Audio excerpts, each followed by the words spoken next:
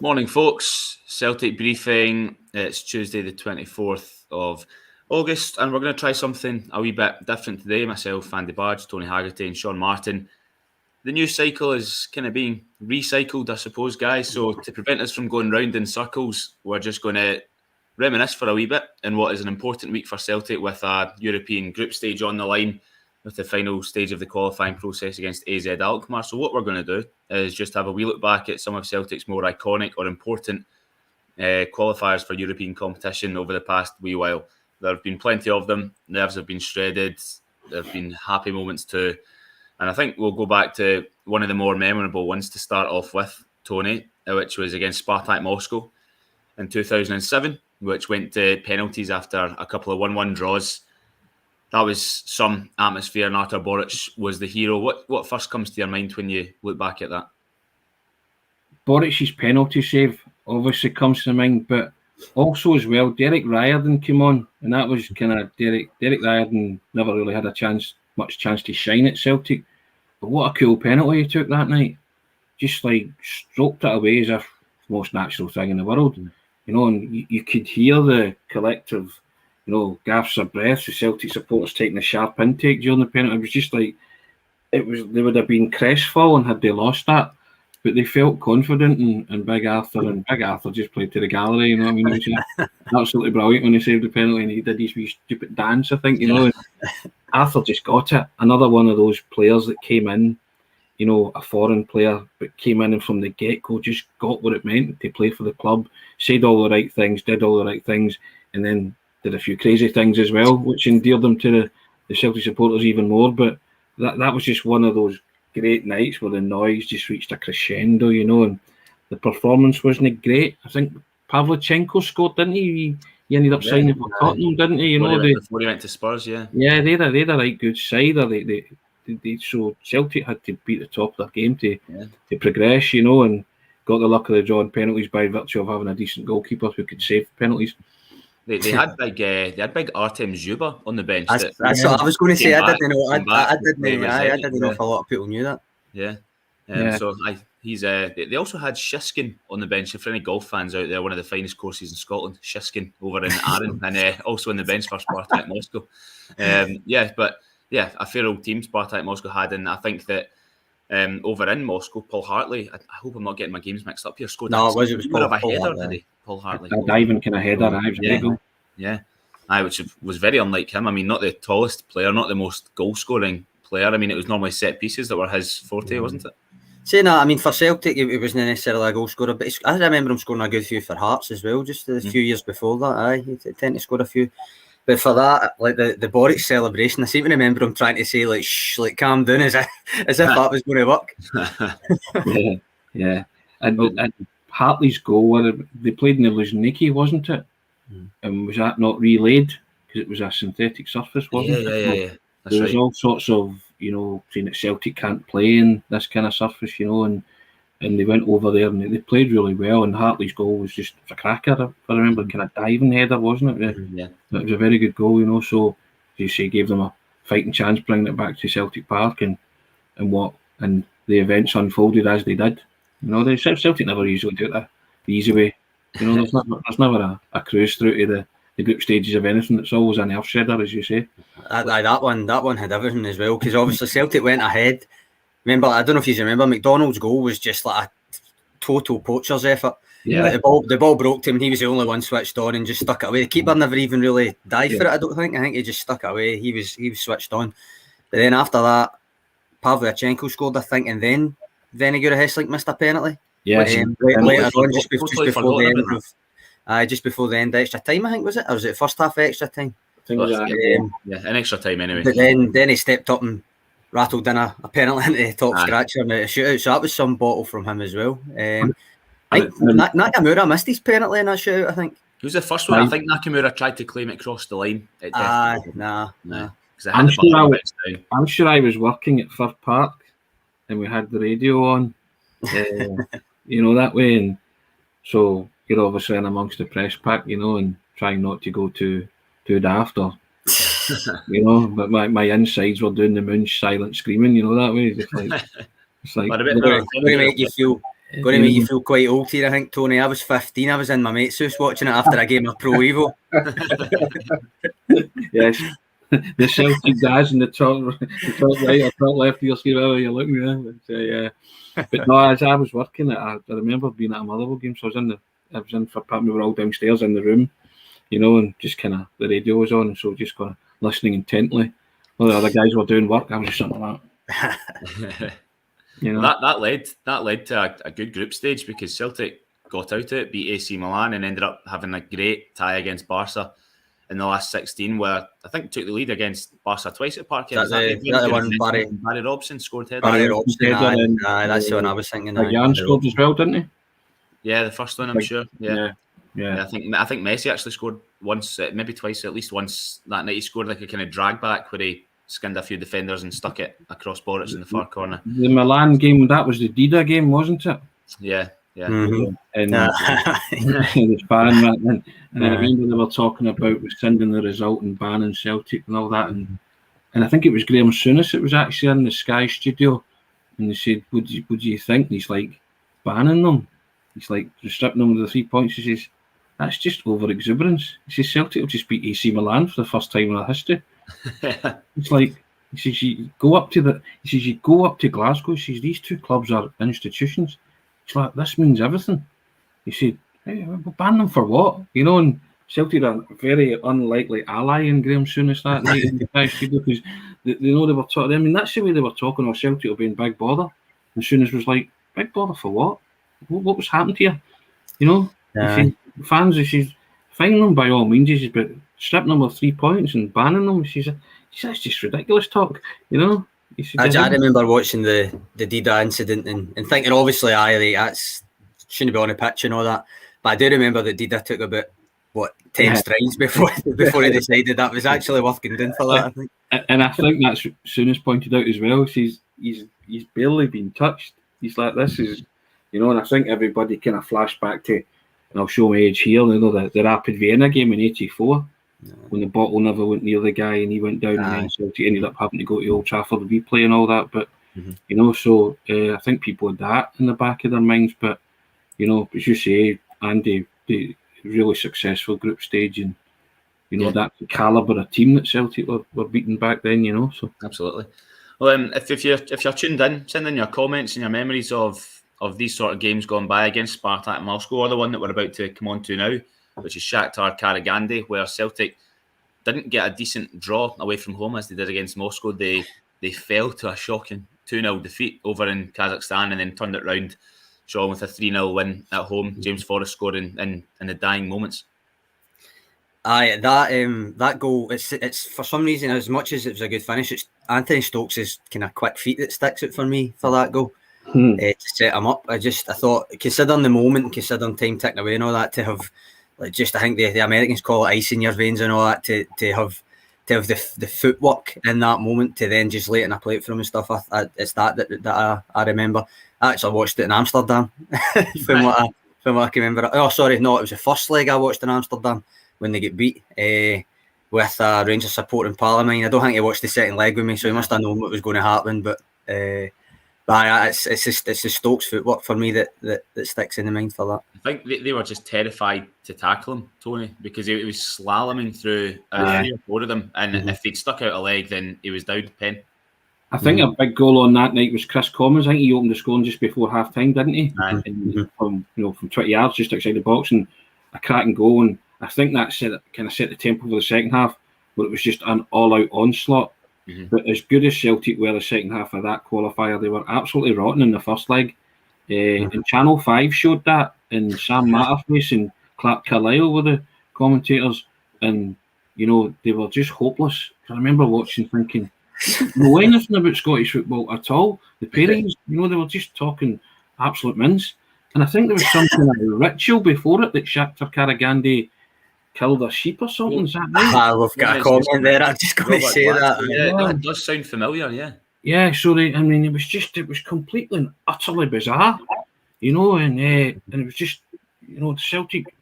I think Celtic were just bamboozled by the whole kind of ceremony, and each to their own and all that. But it was just something that just so, unrelated to football you've never seen in your puff, and I just remember watching that, and it was, as I say, it was on night, worked on Channel 5, and I just thought the whole day was just dreadful, rotten. But then came back, and I'm sure I was working again that night somewhere else, and I'd heard that they'd scored, and then I think that was the one Neil Lennon ran down the touchline, didn't he? Aye. He went a wee run.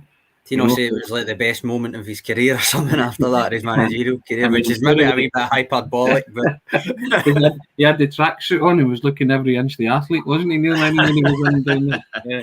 But it was just funny to watch it, and that's what it means. Those moments, brilliant finish by Forrest, as you said, Sean, and great setup. And you said, Andy, when you get that late in the game, nobody's going to touch you in the box because they're scared that, will commit a foul, penalty and all that. But Forrest's finish was brilliant. That pressure, the pressure on that, was that not when Near Beaton was signing? Was he not there that night or something to witness it, as opposed to playing centre back, of course? I think it was that night anyway. I think that's just when he signed, and he was there. Probably glad Near Beaton didn't play. Maybe not. Boris, speaking about centre backs, I think Lustig played centre back that night. I think he moved in one. Because I'm pretty sure Adam Matthews played, and I think maybe Mulgrew would have played left back, so I think maybe Lustig was in the middle, but which I know he did now and again, but it was still fairly rare to see him in the middle. It does. Another good result. Got the team here. Ambrose.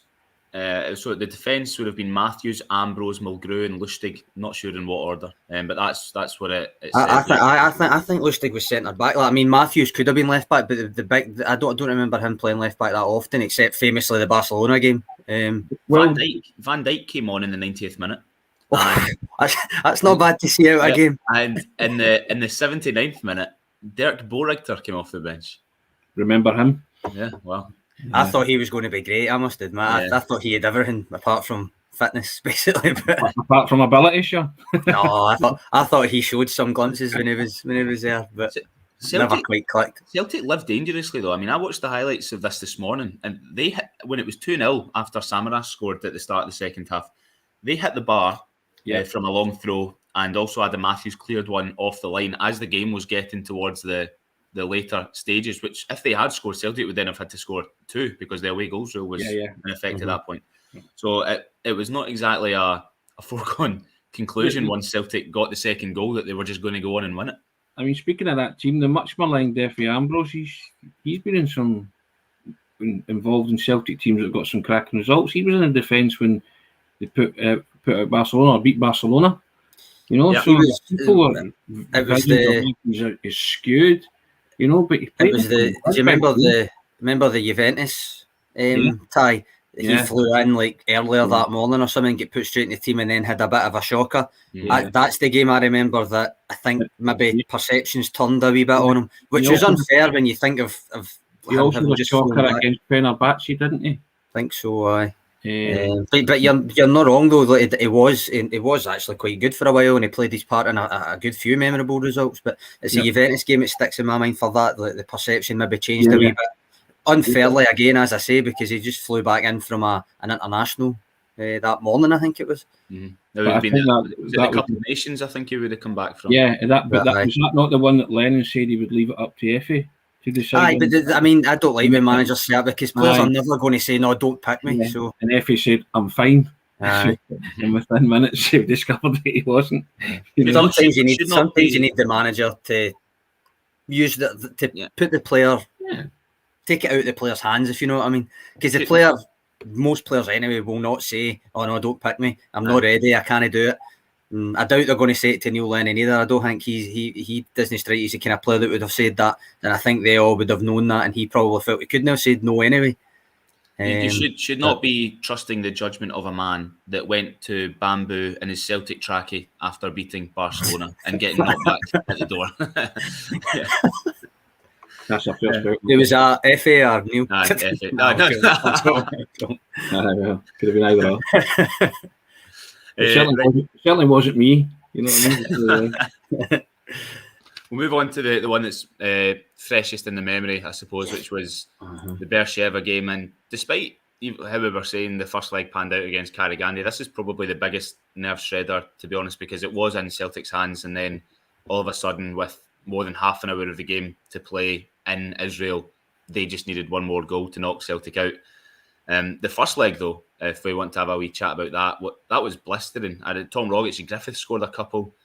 Scott Brown's goal at the end as well. I mean, it was just absolutely electrifying game of football. I remember thinking how important Scott Brown's goal was going to be in the tie, because I actually thought 5-2 maybe flattered Celtic in the first leg. But I remember turning to my father and saying, I think that's a big goal that he's just scored.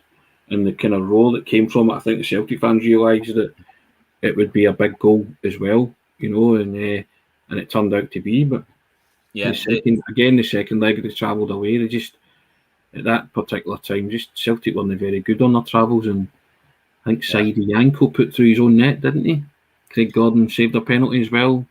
It was just one of those nerve shedders, as you say, Andy, and for the last 20 minutes or half an hour, they were living on their fingernails, See, for that first leg, did Owen O'Connell play? I think he did.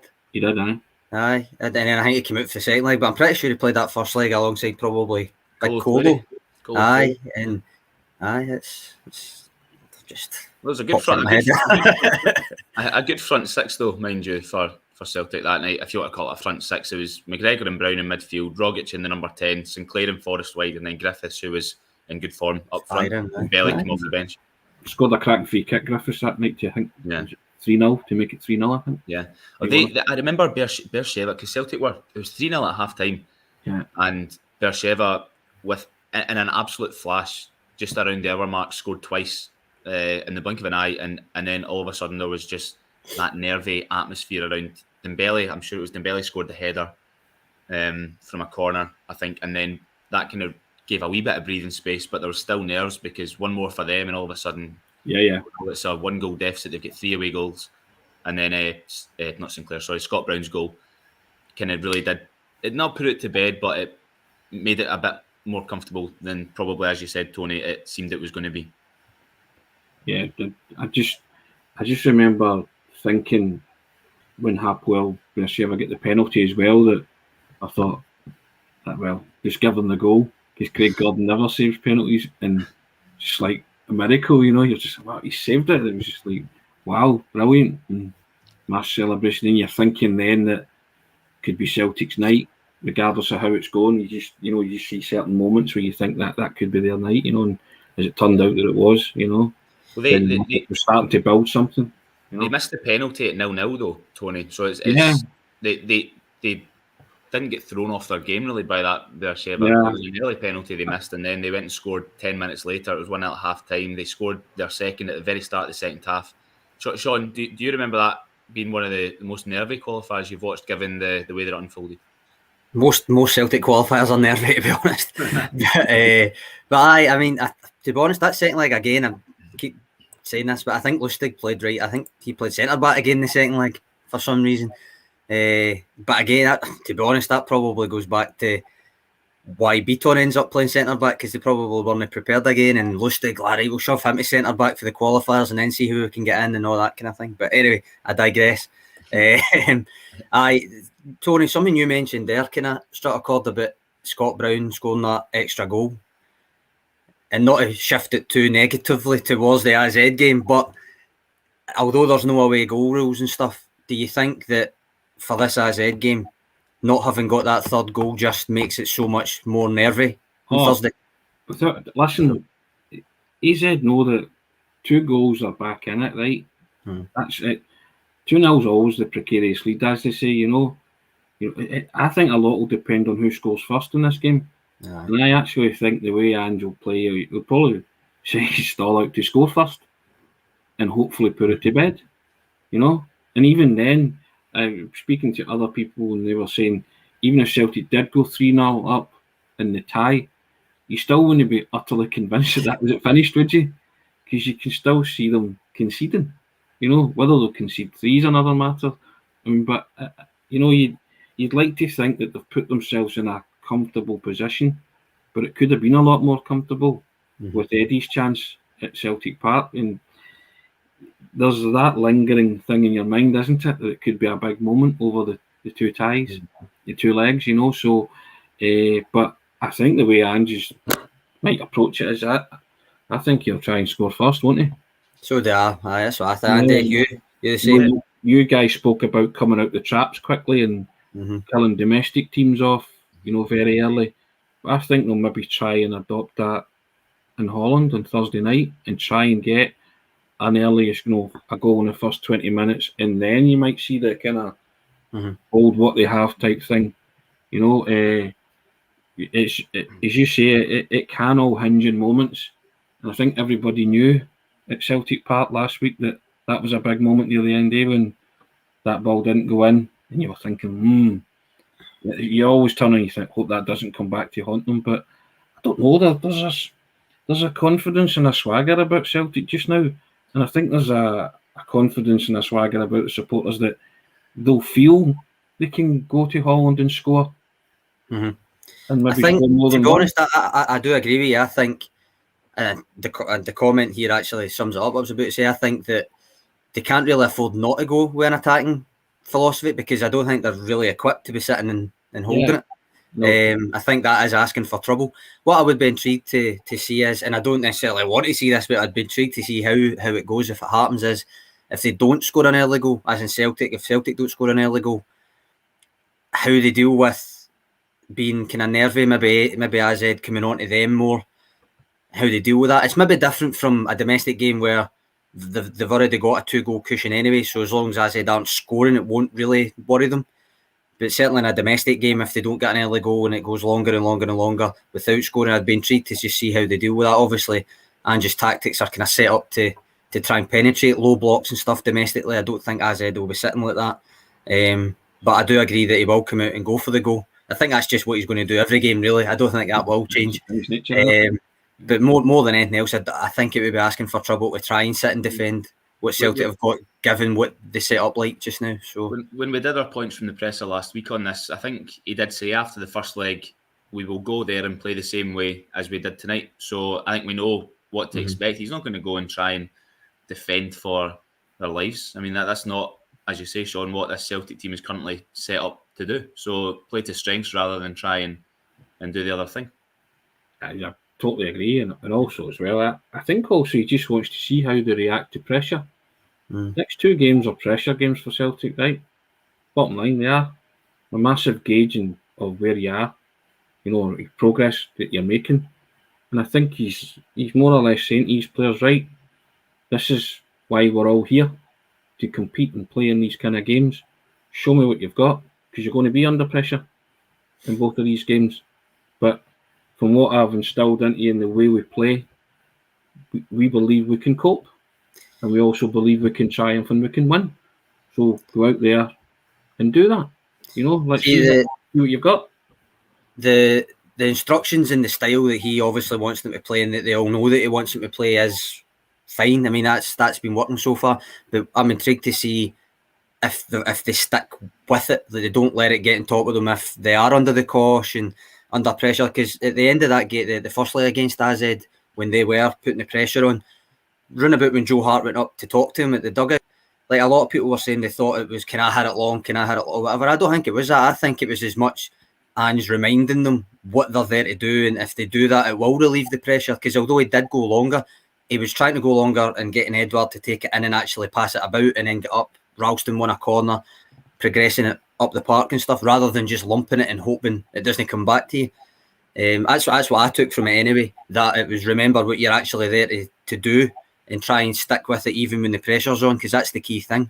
I think there was a strategy behind it, certainly, Sean. It wasn't long for the sake of long's sake, but I think it was also to relieve pressure, because the stadium as well, the fans were like, don't lose a goal every time the ball came near, the defence. So I think a lot, and he was mindful of that as well, and that can affect players too. I think that was just Joe Hart as well, just being experienced, saying, look, let's do something here. I know what we're doing and I know what we're all about, but let's just remember we can do this, strategy and see it out, Any other Celtic team would not have seen that out. It would have finished 2-1. right? Celtic teams of the past would have conceded a late goal. So fair play to Celtic for not conceding a goal. Although, as Andy said, with the away goal rule, it kind of negates it a bit, but it's still a clean sheet. You're still building momentum, you're still building confidence, That's And what I took from it as well. That's like kind of what I focused on in my analysis after the game, was that they might have. So as I put it like this, some people said they rode their luck. I said they rolled with the punches. I thought that they kept the clean sheet. And I think that was very, very important. And as I've already mentioned on a couple of these briefings, I still felt like Stephen Welsh switching to left centre-back and playing as well as he did was really, really impressive. So the clean sheet feeds into that as well. And they're a good side. They're a good side. At times they knocked the ball about well, but so did Celtic. Celtic went toe-to-toe with a right good side, and they're going to be asked to go toe-to-toe again with them on Thursday night. And they're 2 goals to the good. And as I say, there's a confidence within Celtic that wasn't there 3 weeks ago. You wouldn't have put any money on Celtic getting a result in Holland a few weeks ago, Andy. There you go. The confidence as well, I wonder how much that'll factor into the derby on Sunday, because with this style of play that Celtic are playing, if they do get past AZ Alkmaar, I've not watched much of Rangers and their opponents recently, but how often will Rangers have had to deal with a team that plays in this style? I mean, this will be something totally new for them, won't it? Oh, completely and utterly, yeah. And I think if, I made the point, it's many milestones, right? If Celtic can get into the Europa League and just perform more or less a minor miracle in 3 or 4 weeks, to transform that team from a team that lost to Midtjylland and Hearts into the Europa League group stages, it's an incredible transformation. And then the confidence you get from that going into the first derby of the season, and you think to yourself, well, do you know what? 3 weeks ago, a lot of people were dreading it. Now they're relishing it. And I think these 2 games are ones that Celtic players, the management, are now relishing, because they want to test themselves against better opposition. And as you say, I don't think... I think it'll be a shock maybe to Rangers, a bit the way Celtic play. And Well, it's not going to be the same Celtic that they beat, in April or May there. So yeah, correct. Without a doubt, it'll be a much changed Celtic and a much changed style and philosophy, and and I think that's what's given the management, players, and certainly the Celtic fans confidence that they can go to Ibrox and possibly win. Absolutely right. So I think we have a wee bit more of an in-depth preview to the AZ game tomorrow. But thanks for tuning in, everyone, and having a wee trip down memory lane with us, and then having a brief look ahead to the AZ qualifier there. So Tony, Sean, thanks for joining me. Cheers, Andy. Pleasure.